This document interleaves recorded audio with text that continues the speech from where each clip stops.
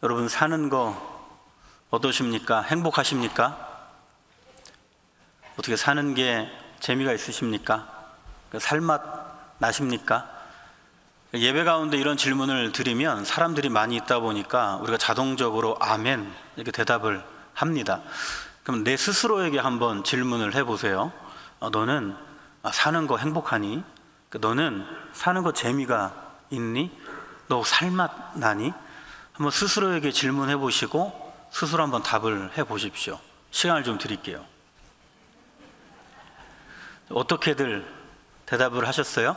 많은 분들은 맞아요. 사는 거 참 행복합니다. 재밌습니다. 사는 거 살맛 납니다. 이렇게 대답을 하셨을 것이고, 또 많은 분들은 아니에요. 사는 거 행복하지가 않아요. 재미가 없어요. 살맛도 안 납니다. 이렇게 대답한 분들도 계실 거예요. 그러면 우리가 한번 생각해 보아야 될 것이 있습니다. 나는 무엇 때문에 사는 게 행복하고 재미가 나고 살맛 난다고 생각했는가? 또 나는 무엇 때문에 사는 게 행복하지가 않고 재미도 없고 살맛 안 난다고 대답을 했는가?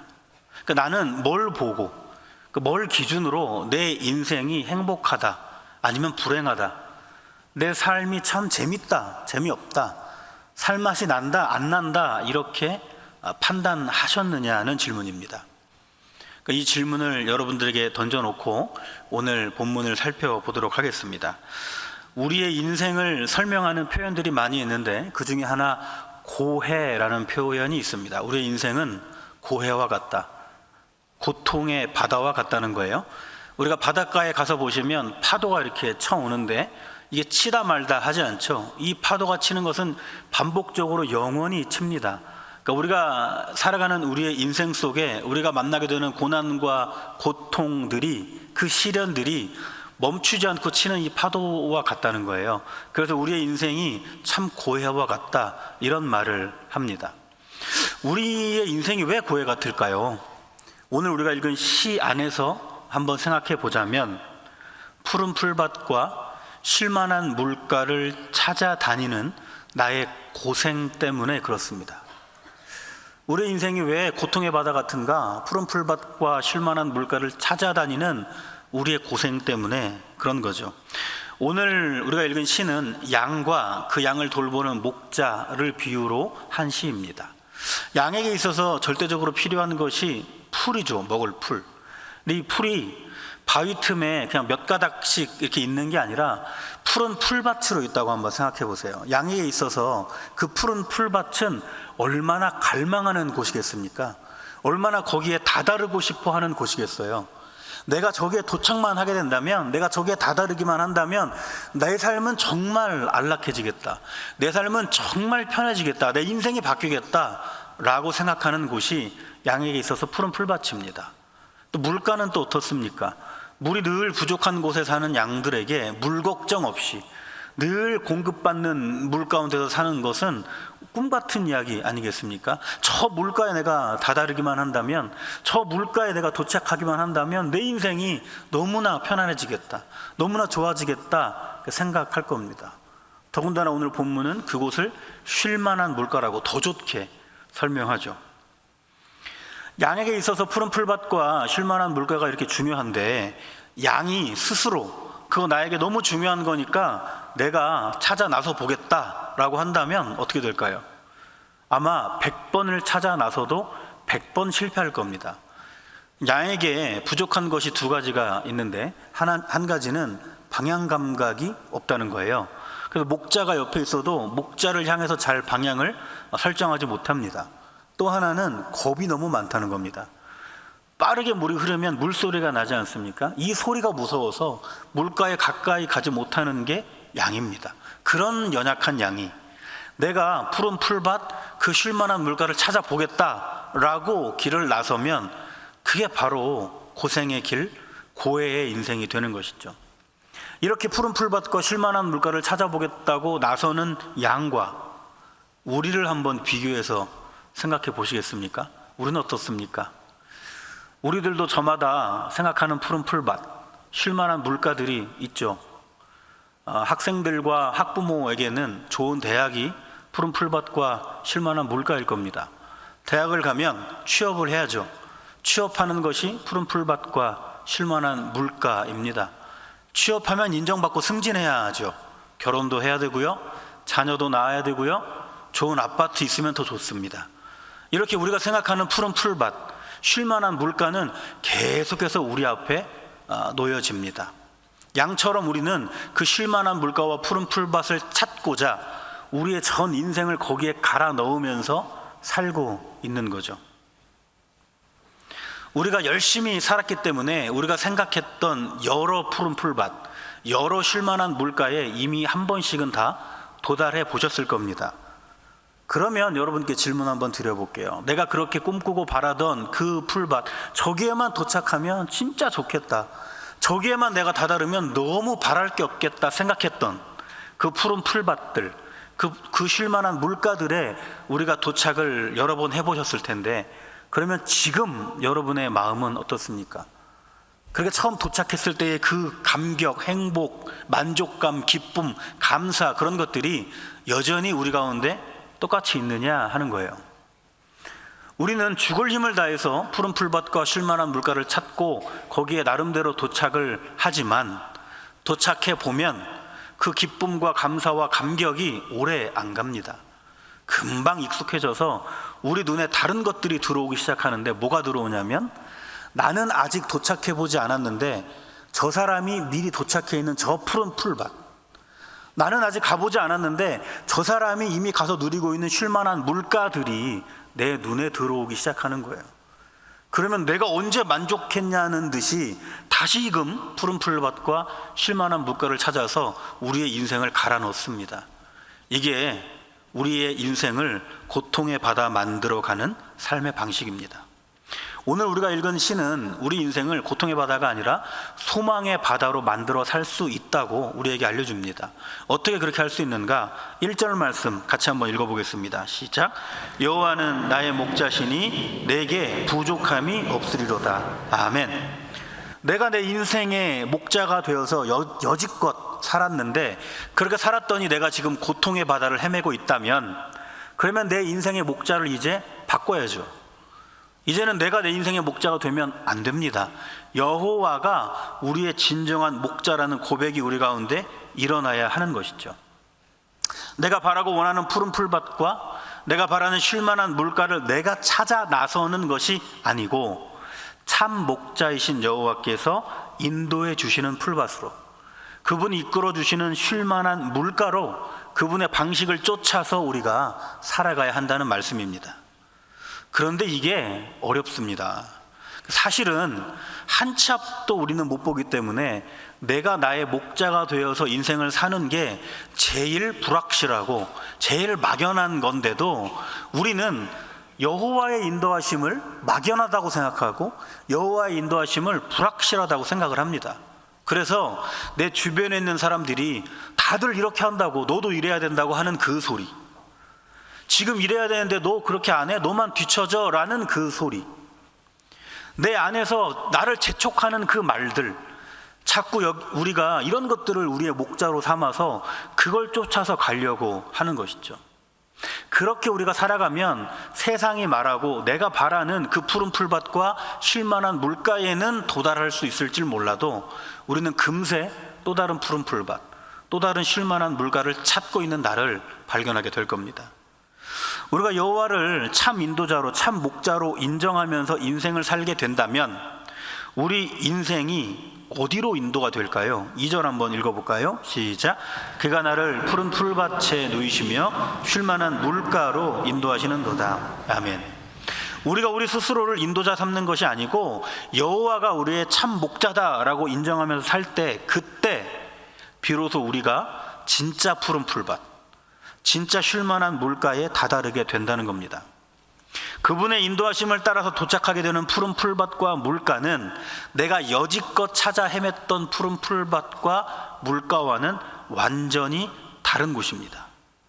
내가 찾던 푸른 풀밭과 물가는 우리의 모든 것을 쏟아 부어서 찾아내도 금방 실증이 나서 다른 것을 찾아야 하는 그런 것이었지만 여호와께서 인도해 주시는 그곳은 완전히 다르다는 거예요. 어떻게 다르느냐? 시인은 1절 끝부분에서 이렇게 다르다라고 설명합니다. 그 푸른 풀밭과 그 쉴만한 물가는 부족함이 없는 곳이다. 여호와가 목자 되어서 우리를 인도해 주시는 곳은 다른 것을 더 찾아볼 필요가 없는 완전한 풀밭이고 완전한 물가라고 이야기하는 겁니다. 오늘 우리가 읽은 이 시는 다윗의 시인데요, 다윗은 자신의 다른 시에서 부족함이 없다라는 것을 이런 식으로 설명합니다. 34편에 이런 내용이 있습니다. 너희의 성도들아 여호와를 경외하라. 그를 경외하는 자에게는 부족함이 없도다. 부족함이 없다는 게 뭐냐면, 젊은 사자는 궁핍하여 줄일지라도 여호와를 찾는 자는 모든 좋은 것에 부족함이 없으리로다. 다시 한번 읽어드릴게요. 젊은 사자는 궁핍하여 줄일지라도 여호와를 찾는 자는 모든 좋은 것에 부족함이 없으리로다. 여러분, 젊은 사자가 사냥을 하지 못해서 궁핍에 처할 수가 있을까요? 그럴 수 없어요. 젊은 사자잖아요. 사냥을 제일 잘하는 시기입니다. 젊은 사자는 궁핍에 처할 수가 없습니다. 그런데 젊은 사자가 궁핍에 처할지라도 여호와를 쫓아가는 자에게는 부족함이 없다, 이렇게 이야기하는 거예요. 이 말의 의미가 좀 이해가 되십니까? 우리가 여호와의 인도하심을 쫓아가면서 부족함을 느낀다는 것은 젊은 사자가 사냥을 못해서 굶어 죽는다는 이 말도 안 되는 일보다 더 어렵다는 거예요. 차라리 이게 더 쉽겠다라고 이야기합니다. 우리가 가는 길에 인도하심을 따라간다면 부족함 전혀 없는 길만이 있다는 거죠.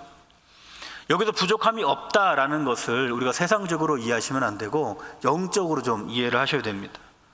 진정한 푸른 풀밭, 쉴만한 물가, 이게 어디겠습니까? 내가 고생하고 이제껏 애써왔던 것에 대한 보상으로 주어지는 그런 곳이 아닙니다. 나를 안락하게 하고 내 삶을 세상적으로 풍요롭게 만들어주는 그런 곳도 아닙니다. 여호와께서 인도하시는 곳이 진정한 푸른 풀밭과 쉴만한 물가인 것이죠. 내가 지금 서 있는 이 곳이 이제껏 여호와의 인도하심을 쫓아서 온 곳인지, 여기에서 내가 여호와의 인도하심을 주목하고 있는지, 이게 내가 있는 이곳을 푸른 풀밭과 쉴만한 물가 되게 한다는 겁니다.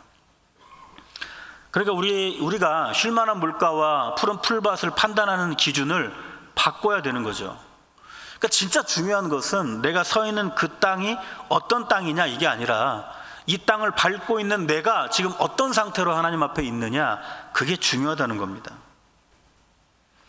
우리가 여호와를 나의 목자로 인정하면서 살아갈 때 여호와께서는 그렇게 푸른 풀밭과 쉴만한 물가로 우리의 모든 삶을 만들어갈 수 있도록 우리를 이끌어 주신다는 거예요. 우리가 여호와를 내 목자로 인정하고 그분을 따라서 우리의 인생을 살아간다면 그분은 우리를 푸른 풀밭과 쉴만한 물가로 인도하신다, 이렇게 말씀을 했는데, 그러면 구체적으로 이렇게 푸른 풀밭과 쉴만한 물가로 우리를 어떻게 인도하시느냐, 시인은 3가지로 설명을 합니다. 3절을 먼저 같이 읽어보겠습니다. 시작. 내 영혼을 소생시키시고 자기 이름을 위하여 의의 길로 인도하시는도다. 아멘. 우리가 여호와를 나의 목자라고 인정하고 살아가면 그분은 우리를 어떤 길로 인도하신다고 말하나요? 의의 길로 인도하신다, 이렇게 말을 합니다. 우리의 인생을 어떤 목적지를 향해 가는 여정이라고 한번 생각해 보세요. 그 여정 중에는 빨리 가는 길도 있고 편하게 가는 길도 있고 넓게 가는 길도 있을 겁니다. 그런데 가장 중요한 건 어떤 길이냐면 옳은 길, 의의 길이에요. 우리가 인생을 나름대로 성공했다고 하는 사람들, 그 중에 많은 사람들이 그 인생의 말년을 부끄럽게 끝내는 것을 봅니다. 그분들 열심히 살았을 거예요. 자신의 성공을 위해서 정말 죽을 만큼 고생했을 겁니다. 그런데 그분들이 지금까지 살아온 그 길이 빠른 길, 좋은 길, 넓은 길이었을지는 몰라도 그게 옳은 길은 아니었다는 거예요. 그래서 열심히는 살아서 성공했다고 평가는 받았지만 그 말년이 부끄러운 겁니다. 여호와께서 우리에게 제시해 주시는 길은 그런 부끄러움 당하는 길이 아니라 우리가 주님 앞에서 존귀하게 되는 길, 옳은 길, 의의 길인 것이죠.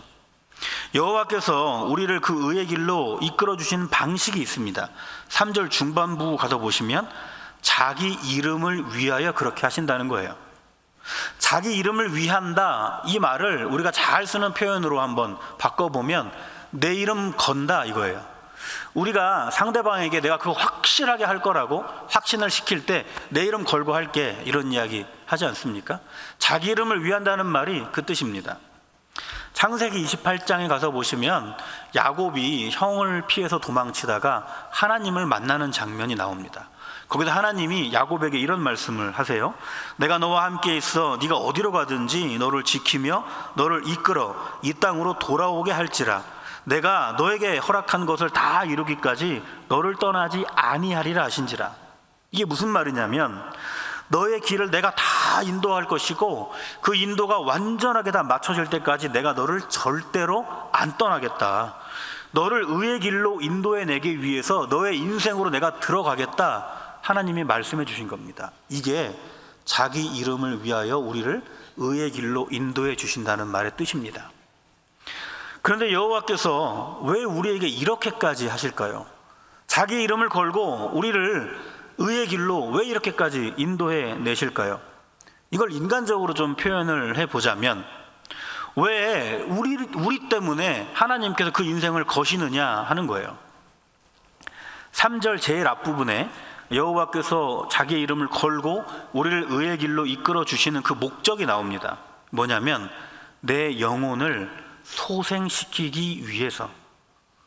우리가 그동안 고통의 바다를 살아왔잖아요. 내가 그 푸른 풀밭, 쉴만한 물가를 찾겠다고 고통의 바다를 살아왔잖아요. 그 바다를 살아오시느라 여기저기 지쳐있는 우리의 영혼, 그 바다를 내가 한번 거슬러 보겠다고 하다가 여기저기 찢겨버린 내 영혼, 그 영혼을 하나님께서 회복해 주시기 위해서 우리를 의의 길로 이끌어 주신다, 이렇게 말하는 것이죠. 내가 너의 참 목자인데 너 이렇게밖에 인생을 못 살았냐? 우리에게 그렇게 질책하시는 게 아닙니다.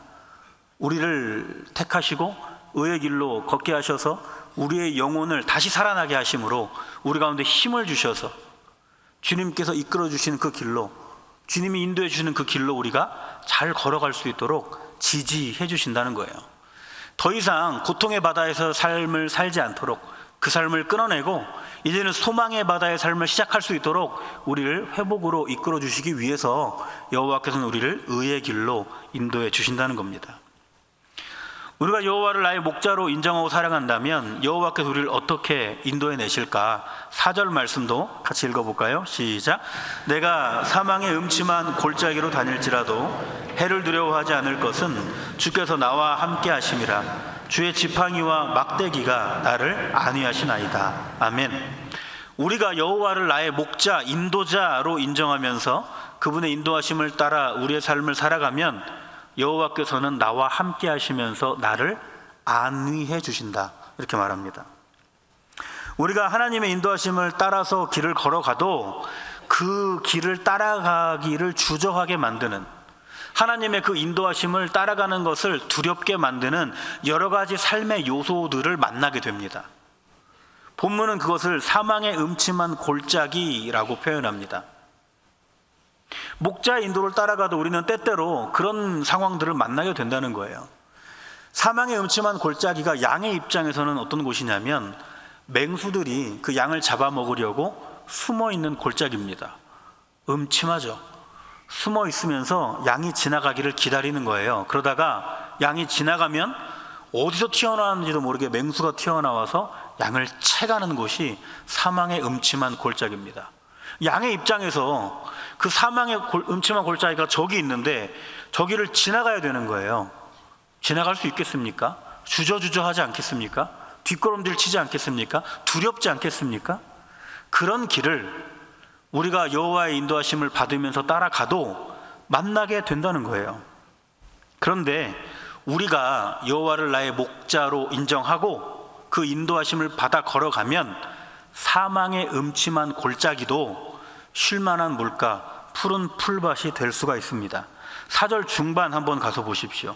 여호와를 목자로 인정하면서 우리가 살아가면 그 사망의 음침한 골짜기여서도 주께서 나와 함께 하신다는 거예요. 이게 여호와의 인도하심을 우리가 따라가야 하는 이유입니다. 그 길을 따라가도 사망의 음침한 골짜기를 만나게 될 테지만 그래도 우리가 여호와의 인도하심을 따라가야 하는 이유가 여기에 있습니다. 출애굽 사건을 한번 생각해 보세요. 애굽에서 노예 생활하고 있던 이스라엘 백성들을 하나님께서는 미리 예비하신 가나안 땅으로 이주시켜 주시겠다 말씀하셨습니다. 근데 어떻게 이주시키시나요? 이스라엘 사람들을 애굽에서 붕 떠서 가나안에 확 옮겨 놓으시지 않아요. 그 애굽을 나와서 사막의 그 험난한 길을 걷게 하시고 가나안에 들어가게 하십니다. 하나님의 부르심을 받아서 이스라엘 사람들이 나왔는데 그들이 만나게 되는 삶은 사막의 삶이었다는 거예요. 그런데 여기서 중요한 것은 이스라엘 사람들이 가나안에 갈 때까지 걸어야 하는 그 사막의 여정 중에 하나님이 이스라엘을 그냥 내버려 두시지 않았다는 겁니다. 하나님이 이스라엘과 함께 사시면서 그 사막의 여정을 무사히 마칠 수 있도록 도와주셨다는 거예요. 우리가 사망의 음침한 골짜기 앞을 지날지라도 우리가 그곳에서 나와 동행하시는 주님을 느낀다면 그곳은 푸른 초장과 쉴만한 물가가 될 수도 있다는 거죠. 우리가 그곳을 온전하게 지나갈 수 있도록 하나님께서는 우리와 함께 계시면서 우리를 그분의 지팡이와 그분의 막대기로 안위, 그러니까 그 무서운 곳을 안전함으로, 그 무서워서 뒷걸음질 치는 우리의 마음을 위로하시면서 그 골짜기를 지나갈 수 있도록 지켜주신다는 겁니다. 여호와께서는 사망의 음침한 골짜기에서도 나와 함께 계시면서 안전과 위로로 나를 지켜내신다고 했는데 왜 이렇게까지 하실까요? 4절 중반쯤 가서 보십시오. 사망의 음침한 골짜기를 다닐지라도 두려워하지 않게 하시려고 하나님께서는 우리를 지키시면서 안위하시면서 이 사망의 음침한 골짜기를 지날 수 있도록 해주신다는 말입니다.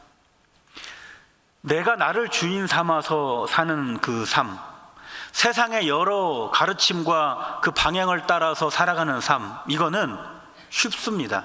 왜냐하면 그냥 내가 원하는 대로 살면 되는 것이고 세상의 흐름을 그냥 쫓아가면 되는 것이기 때문에 쉽습니다. 뭐가 어렵냐면 여호와를 나의 목자로 인정하고 그분의 인도하심을 따라서 살아가는 게 훨씬 더 어렵습니다. 왜냐하면 그 길을 걸어가기 위해서 내가 많은 것들을 포기해야 되고요, 많은 것들을 내 안에 갈등해야 됩니다. 내가 이 길을 따라가기에는 이게 어려운데, 저게 문제가 있는데, 저런 것들을 많이 놓쳐야 되는데, 이런 갈등, 이 모든 것들이 내가 여호와의 인도하심을 제대로 따라가지 못하게, 주저하게 만드는, 뒷걸음질 치게 만드는 것들이죠. 사망의 음침한 골짜기와 같은 것들입니다. 그러나 그때 우리가 주목해야 되는 것은 지금 나와 주님이 함께 하시면서 막대기와 지팡이로 안위해 주신다는 거예요. 이 사실을 우리가 기억하면서 두려움 없이 이 길을 걸어가야 하는 겁니다. 우리가 사망의 음침한 골짜기와 같은 그 상황을 만나더라도 주님의 그 인도하심을 포기하지 않고 그 인도하심을 끝까지 따라갈 수 있도록 하나님께서 우리와 함께 하시면서 우리를 안위해 주신다는 거예요. 두려워하지 않고 담대하게 그 길을 걸어갈 수 있도록 그렇게 이끄신다는 겁니다. 우리가 여호와를 나의 목자로 인정하고 그분의 인도하심을 따라서 살면 그분은 우리를 어떻게 인도하시는가? 5절 말씀도 같이 읽어볼까요? 시작. 주께서 내 원수의 목전에서 내게 상을 차려주시고 기름을 내 머리에 부으셨으니 내 잔이 넘치나이다. 아멘. 우리가 여호와를 나의 목자로 인정하면서 그분의 인도하심을 온전히 따라 걸으면 그분이 내 머리에 뭐를 부으신다고 이야기합니까? 기름을 부으신대요. 앞서서 우리가 인도하심을 따라 이 길을 걸어가도 사망의 음침한 골짜기를 만나게 된다 말씀을 드렸는데 5절에서는 이제 원수도 만나게 된다 이렇게 이야기합니다. 원수가 뭐겠습니까? 나를 무너뜨리려는 그 모든 것입니다. 나는 하나님께로부터 창조를 받았죠. 하나님께 나를 지으실 때 내 창조 목적이 있습니다. 이렇게 살면 좋겠다. 내 삶의 방향이 있죠. 하나님이 바라시는 이 방향대로 살아가지 못하게 하는 그 모든 것들이 원수죠. 내가 하나님의 뜻을 이루며 살아가야 되는데 그런 것들을 자꾸 주저하게 만드는, 그것을 제대로 살아나지 못하게 하는 그 수많은 요소들, 그게 밖에서부터 내 안에 오기도 하고요, 내 안에서부터 여러 가지 소리가 나오기도 합니다. 어쨌든 그 모든 요소들이 바로 원수들입니다. 그 원수가 지금 어디까지 와 있습니까? 내 목전, 내 눈 앞까지 와 있는 거예요. 두 가지 중에 하나죠. 우리가 나를 무너뜨리는 저 원수가 무서워서 어쩌지 못하고 사느라고 그 원수가 계속 나에게 다가와서 지금 내 눈 앞까지 와 있거나, 아니면 저게 원수인지 아닌지 내가 별로 분별하지 않고 그냥 중요하지 않게 여기고 살아와서 그게 어느 순간 내 눈앞에까지 와 있거나, 둘 중에 하나죠. 근데 원수가 내 눈앞에 와 있다는 것은 이걸 말해주는 거예요. 이제는 늦었다. 그렇지 않습니까? 나를 무너뜨리려고 작정한 그 원수가 지금 내 눈앞에 있단 말입니다. 이미 늦었죠. 내가 뭘 어떻게 할 수가 없는 상황입니다. 그런데 사망의 음침한 골짜기에서도 나와 함께 하셨던 주님께서 원수가 내 눈앞에까지 와 있는 이 상황에서도, 이미 늦은 것 같은 상황에서도 함께 하신다는 거예요. 어떻게 함께 하시냐면 나를 기름 부어서 구별해 내신다는 뜻입니다. 원수가 나를 해하려고 무너뜨리려고 지금 내 코앞에까지 왔는데, 그때 하나님께서 나에게 기름을 부어주셔서 그 원수로부터 나를 구별해 버리신다는 겁니다. 원수가 나를 어쩌지 못하도록, 나를 결코 무너뜨리지 못하도록 그렇게 구별해 내신다는 겁니다. 그러면 주님께서는 우리에게 왜 이렇게까지 기름을 부어서 가면서까지 거기서 우리를 구별해 내실까? 원수 앞에서 승리의 잔치상을 받아 누리도록, 그 원수 앞에서 승리의 이 잔을 받아 누리도록 하시기 위해서 우리에게 기름을 부으시고 구별하시는 것이죠. 원수가 내 코앞에까지 왔기 때문에 승리는 원수에게 있는 것 같습니다. 나는 이제 속수무책으로 무너져서 이제는 다 망가져 버릴 것 같습니다. 그런데 승리는 원수에게 있는 게 아니라 여호와로 인하여 나에게 있는 것이죠. 나에게 기름을 부으셔서 그 원수 앞에서 내가 승리를 누리며 살 수 있도록 하시기 위한 것입니다. 주님께서 나와 함께 하실 때 그 어떤 원수도 우리를 어쩌지를 못하는 것이죠. 오직 주님을 따라가는 길은 승리만 있는 길입니다. 이 믿음이 있었기 때문에 이스라엘 백성들은 여리고 성을 돌았던 것이고, 다윗은 골리앗 앞에 나갈 수 있었던 것이고, 예수님은 십자가를 질 수가 있었던 겁니다. 우리가 그 인도하심을 따라가는 동안에 나의 밖으로부터, 또 내 안에서부터 올라오는 수많은 원수와 같은 요소들, 내가 도무지 이걸 이겨낼 수 없겠다 하는 그 요소들이 있다면 기억하십시오. 그 순간에 하나님께서 우리에게 기름을 부어 구별해내고 있다는 그 사실을, 우리에게 승리를 보장해주고 있다는 그 사실을, 그래서 거기에 무너지지 마시고 넘어지지 마시고 담대하게 끊어내시기를 바랍니다. 그러면 여호와께서 우리의 목자 되셔서 우리를 이렇게까지 인도해 내시는, 우리를 푸른 풀밭과 쉴만한 물가로, 우리를 의의 길로, 우리를 안위하시고 또 우리를 원수의 앞에서 기름까지 부으시는 이 궁극적인 목적은 무엇일까요? 6절 말씀 같이 한번 읽어보겠습니다. 시작. 내 평생의 선하심과 인자하심이 반드시 나를 따르리니 내가 여호와의 집에 영원히 살리로다. 아멘. 나를 어디에서 살게 하시려고요? 여호와의 집에서. 언제까지요? 영원히.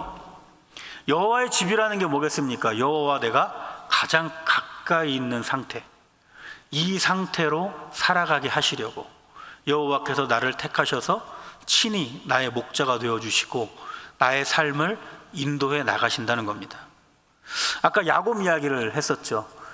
야곱은 형이 자기를 죽일 것만 같아서 가족으로부터 도망쳐 나옵니다. 한참을 도망치다가 저녁이 됐어요. 이제 잠을 좀 자야 될 텐데 주변을 둘러봐도 잠잘 곳이 마땅치가 않습니다. 그래서 그냥 빈 땅 흙바닥에 누워서 잠을 청해요. 그때 야곱의 심정이 어땠을까요? 인생 참 허망하다. 이게 뭐냐? 형제에게 내가 죽임을 당할까 봐 두려워서 도망을 쳐야 된다니, 이런 흙바닥에서 내가 잠을 자야 된다니 참 허망하다, 비참하다, 이런 생각을 했을 거예요. 그 순간 하나님을 야곱은 생각하지 못했습니다. 그리고 잠이 들었죠. 근데 놀랍게도 꿈속에서 하나님을 만납니다. 꿈에서 깨고 나서 야곱이 고백하죠. 아, 내가 몰랐구나. 내가 이런 비참한 상황 속에 있어도, 내가 이런 말도 안 되는 흙바닥에 누워 있어도 이곳에 여호와께서 나와 함께하고 계시는구나. 그래서 그 형편없는 땅을 베델, 하나님의 집이라고 이름을 붙여버리는 거예요. 이것을 깨닫지 못할 때까지 여기는 아주 비참한 곳, 형편없는 곳이었는데 하나님이 이곳에서도 나와 함께 하신다는 것을 야곱이 깨닫고 그곳을 하나님의 집, 내가 하나님과 가장 가까이 있는 공간이라고 고백한 것입니다. 하나님께서 우리를 왜 인도하시겠습니까? 왜 우리의 목자가 되어주시겠습니까? 우리가 지금부터 영원히 하나님과 가장 가까이 여호와의 집에서 살게 하시려고 우리를 그렇게 택하시고 이끌어주고 계시는 겁니다. 우리가 살아가는 모든 삶이 우리가 밟고 있는 그 모든 땅이 진짜 푸른 풀밭과 쉴만한 물가가 될 수 있도록 하시려고 여호와께서는 우리를 택하시고 우리를 인도하고 계신다는 겁니다. 우리가 생각해 봐야 되는 것이 있습니다. 이제는 우리가 어떻게 살아가야 될까? 이제까지 내가 고통의 바다에서의 삶을 살아왔는데 이제는 그럼 내가 어떻게 살아가야 할까?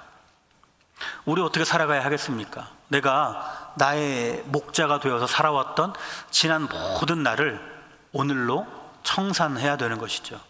나의 진정한 목자가 오직 주님이다 라는 이 고백으로 이제부터 살아가야 하는 겁니다. 그래야 우리의 인생이 고통의 바다가 아니라 소망의 바다, 푸른 풀밭과 쉴만한 물가에서 살아가는 그 인생이 되기 때문에 그렇습니다. 그러면 이제 우리는 어떻게 살아가야 하겠습니까? 여기가 맞다, 저기로 가야 된다, 너 지금 그거 당장 안 하면 너만 뒤처진다 라는 이 세상이 나에게 말해주는 온갖 달콤한 길에 현혹되지 마시고 여호와께서 우리에게 제시해 주시는 그 의의 길로 걸어가야 되는 것이죠. 그 길로 걸어갈 때 우리의 영혼이 살아나는 겁니다. 그러면 우리가 어떻게 살아가야 하겠습니까? 여호와의 인도하심을 온전하게 따라가지 못하고 주저주저하고 두려워하게 만드는 그 사망의 수많은 음침한 골짜기 앞에서 나를 안위하시는 주님을 바라보면서 담대함을 얻어 걸어가야 하는 것이죠. 거기에 뒤처지지 마십시오. 주저하지 마십시오. 머뭇머뭇하지 마십시오. 주님의 지팡이와 막대기가 나를 끝까지 지켜내십니다. 이 믿음을 가지고 뚫고 지나가셔야 하는 것이죠. 그러면 우리는 어떻게 살아가야 하겠습니까? 하나님께서 내가 원수의 목전에 있을 때에도 나에게 기름을 부으셔서 나에게 승리를 주시는 분이라는 것을 믿고 우리가 모든 것을 이기며 나아가야 하는 것이죠. 내가 푸른 풀밭과 쉴만한 물가를 찾아다니느라고 지금까지 만들어 왔던 그 고통의 바다에서의 삶은 오늘 이 시간까지만 하시고 이제부터는 소망의 바다의 삶을 살아보시기를 바랍니다. 이제 우리는 우리의 참 목자 되신 여호와의 인도하심을 따라서 여호와의 집에서 영원히 살게 되는 것입니다. 그분과 동행하심으로 진정한 푸른 풀밭 그리고 진정한 쉴만한 물가에서의 그 만족과 기쁨을 누리면서 사셔서 정말 인생을 행복하게, 인생을 재미나게, 인생을 살맛나게 살아가시는 저와 우리 모든 분들 되기를 간절히 바랍니다. 우리 말씀 생각하면서 함께 찬양하겠습니다.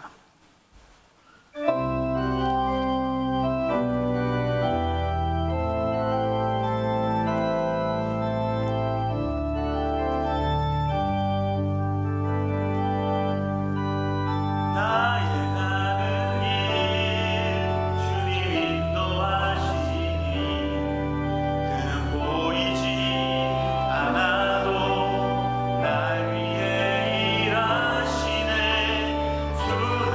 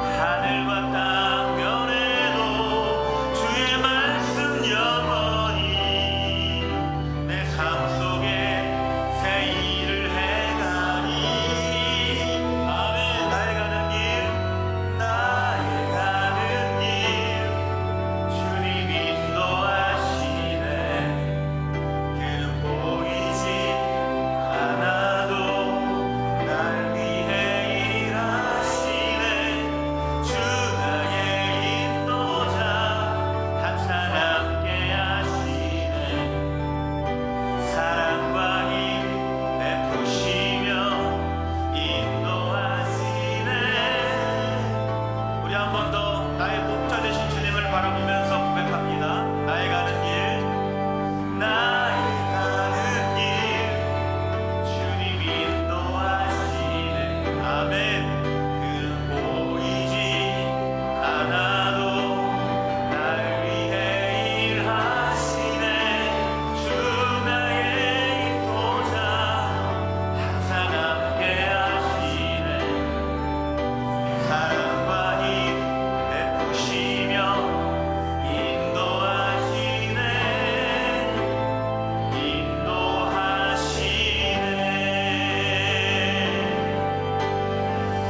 우리가 함께 기도하기를 원합니다. 내가 오직 여호와를 목자 되고 목자로 인정하며 살도록 도와주시옵소서. 내가 나의 목자 되어서 살아왔던 지난 날을 돌아보고 회개하게 하여 주시옵소서. 그 인도하심 따라서 부족함 없는 푸른 풀밭, 그 쉴만한 물가에서의 삶을 누리며 살게 도와주옵소서. 의의 길로 인도하셔서 내 영혼이 회복되게 하시고 사망의 음침한 골짜기에서도 함께 하시는 주님으로 인해 담대하게 하시며 원수를 끊어내는 그 승리의 삶을 살아갈 수 있도록 도와달라고 우리 같이 기도하겠습니다. 하나님 아버지, 내가 이제까지 내 인생의 주인이 나로 여기고 내 인생의 목자를 나로 여기고 살아왔음을 고백합니다. 아버지, 나의 지난 모든 인생 주님 앞에 회개합니다. 아버지 하나님, 주님께서 나의 참 목자이심을, 주님께서만 나의 인도자이심을 이 시간 고백합니다. 아버지 하나님, 내가 주님의 인도하심과 주님의 그 이끄심을 쫓아 살아갈 수 있도록 도와주시옵소서. 아버지, 그렇게 살아갈 때 내가 진정으로 쉴만한 물가, 진정으로 푸른 풀밭을 만나게 될 것입니다. 내가 오직 주님만을 의지하며 살아갈 수 있도록 인도하여 주시옵소서. 나를 의의 길로 이끄실 때 내가 온전히 그 길을 쫓아갈 수 있도록 도와주셔서 주님이 새롭게 하시는, 회복시키시는 그 영혼으로 나아갈 수 있도록 도와주옵소서. 사망의 음침한 골짜기 앞에서 내가 주저하지 않게 하시고 무서워하지 않게 하시고 안위하시는 주님을 힘입어 담대히 그 골짜기를 지나갈 수 있도록 인도하여 주시옵소서.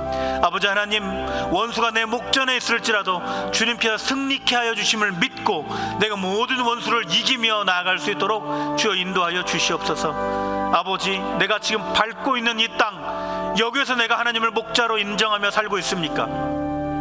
내가 살아가고 있는 환경, 거기에서 내가 하나님을 나의 진정한 목자로 인정하며 살아가고 있습니까? 아버지, 내가 살아가는 이 땅에서 하나님을 온전한 목자로 인정하며 살 수 있도록 도와주셔서 쉴만한 물가 푸른 풀밭의 삶을 살도록 도와주옵소서. 고맙습니다. 거룩하신 하나님 아버지, 이제껏 내가 내 인생의 목자 되어 살아왔습니다. 내 뜻대로 그 인도하심 따라 내가 여기까지 살아왔습니다. 지난 날을 주님 앞에 다 올려드리며 회개합니다. 아버지, 이제는 오직 주님만이 내 인생의 목자임을 고백하며 주님이 이끄시는 대로 따라갈 수 있도록 도와주옵소서. 아버지 하나님, 세상에 좋아 보이는 길, 많은 유익이 되어 보일 것 같은 그 길을 쫓아가지 않게 하시고 주님이 나에게 보여주시는 의로운 길로 따라갈 수 있도록 도와주셔서 내 영혼 살리시는 그 은혜를 누리며 살아갈 수 있도록 도와주옵소서. 아버지를 따라 살아갈 때 만나는 수많은 사망의 음침한 골짜기와 같은 주저하게 만들고 뒷걸음질 치게 만드는 일들이 있습니다. 그러나 그때에도 주님께서 나와 함께 하시며 그 지팡이와 막대기로 안위하시고 계심을 믿사오니 아버지, 그 믿음 가지고 담대히 사망의 골짜기를 지나갈 수 있도록 도와주옵소서. 아버지, 원수는 오늘도 나를 무너뜨리려고 내 코앞에까지 와 있습니다. 그러나 주님께서 그 시간 나에게 기름을 부으셔서 나를 승리하게 하실 것을 믿고 내가 모든 원수와 싸워 이기며 나아갈 수 있도록 주여 인도하여 주시옵소서. 모든 말씀 예수님의 이름으로 기도하옵나이다. 아멘.